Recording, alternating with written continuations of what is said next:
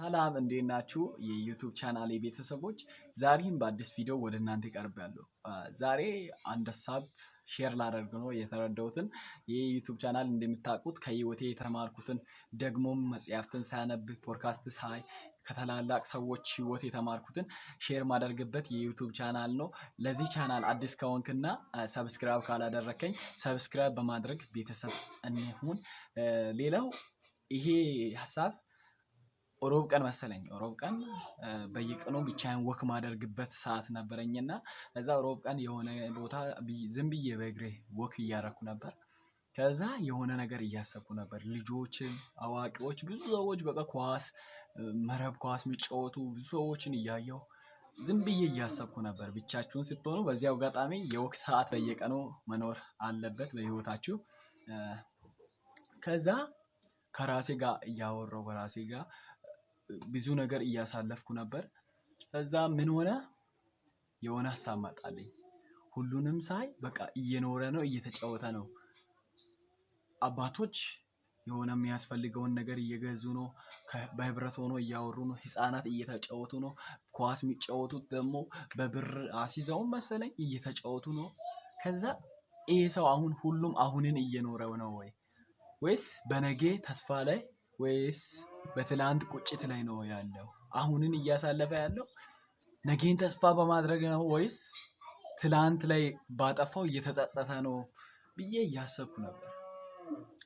ለካ ህይወታችን ለመሆን ያለበት በቃ አሁንን መኖር ነው ያለብን። አሁን ማለት ያለንን ሰዓት ለምሳሌ ትላንት ባጠፋነው ያንን ደጋግመን የምናስብ የምንቆጭ ከሆነ አሁናችንን ነው የሚያጠፋው፣ ሰዓታችንን ነው የሚገለው። ምንም የምናመጣው ነገር የለም። ለምን አልፏላ።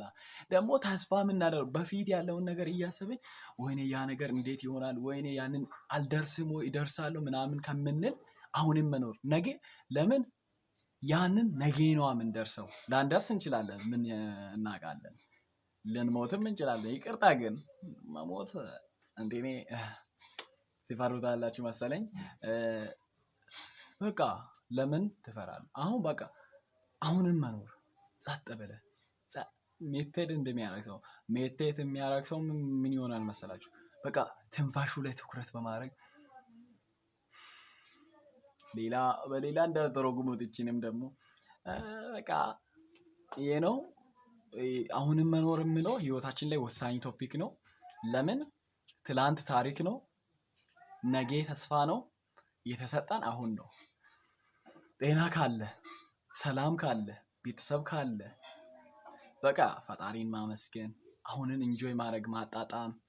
ህይወት ማለት እቺ ናት። አንድ ጊዜ በአንድ ቪዲዮዬ እንደተናገርኩት የሆነ ጊዜ መጽሐፍ እያነበብኩ ነበር። አንድ መጽሐፍ እያነበብኩ በቃ ዋና ሀሳቡ መሃል ላይ ነው እያልኩ መጀመሪያ ፔጆችን ዝም ብዬ ነበር እያነበብኩ የነበረው ትኩረት ሳልሰጥ ማለት ነው።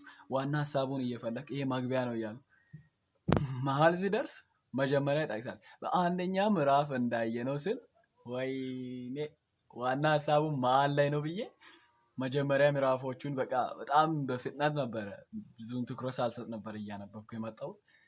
ከዛ በዛም ቪዲዮ ተናግሬያለሁ። እኛም ዛሬ ነገ የምንኖረው ሌላ ህይወት የለንም። ዛሬን ካላጣጣምን ነገ እኖራለሁ፣ ነገ ገራሚ ህይወት በቃ ነገ እያልን ነገ ወይንም ወደ 60 ዓመት ላይ 40 ዓመት እንደዛ እደሰታለሁ ማለት የለብንም። አሁን ላይ መደሰት አለብን። አሁን ላይ መርካት አለብን። አሁን ላይ መስራት አለብን። አሁን ላይ ትኩረት መስጠት አለብን። ያኔ ያ ቀን ራሱ በራሱ የተስተካከለ ነው። በእኔ ምሳሌ ምዕራፍ 1ን በደንብ ባነበው ምዕራፍ 4 ላይ በአንደኛ ምዕራፍ እንዳየ ነው ብሎ ሲያወራ ምንም አይከብድብኝም ነበር። ህይወትም ልክ እንደዚህ ሆነች። ዛሬ ካልሰራይ፣ ዛሬ ብር ካልቆጠብክ፣ ኢንቨስት ካላደረክ ነገ የምትገዛውን ታጣለህ። ያው እሱን እናንተም ታውቁታላችሁ። ስለዚህ አሁንን ኑሩ። ይሄ በቃ ከኔ የምጠበቅ ምክር ነው አልልም፣ ግን ምክር እኔ እናንተም ይሻላለሁ እንዳትሆኑ በቃ ቀልዴን ነው። አሁንን ነው መኖር ያለባችሁ። አሁን ላይ ነው መደሰት ያለባችሁ። ያለፈው አልፏል። የሚመጣው ተስፋ ነው። ነገ ተስፋ ነው። ትላንት ታሪክ ነው። የተሰጠኝ ከሆነ ሰዓት በኋላ የሚሆነውን ነገር አታውቅም። አሁን ይህን ቀን ላይ እያየ ከሆነ ማታ ምን እንደሚሆን አታውቅም። ማታ እያየ ከሆነ ጠዋት ምን እንደሚሆን አታውቅም። ስለዚህ በቃ ያለህን ሰዓት የእንቅልፍ ሰዓትህን በደንብ አጣጥመው። በቃ ከቤተሰብ ጋር እራት ስትበላ ምናምን ብቻ የምትኖር ከሆነ ከፈጣሪ ጋር ህብረት ስታደርግ በቃ ከሱ ጋር ብቻ ህብረት አድርግ። ይህንንም እኔም አሻሽላለሁ፣ እናንተም ታሻሽላላችሁ።